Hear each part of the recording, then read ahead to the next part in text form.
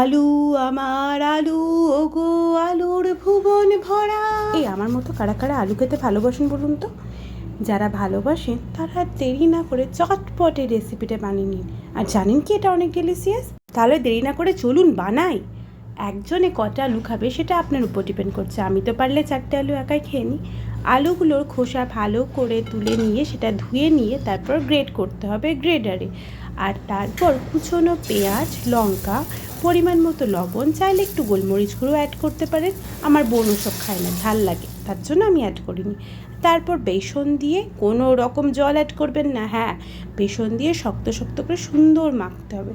তারপর একটা কড়াইয়ের মধ্যে তেল গরম করে একটু একটু করে ভাজলেই হয়ে গেল আলুর পাকোড়া।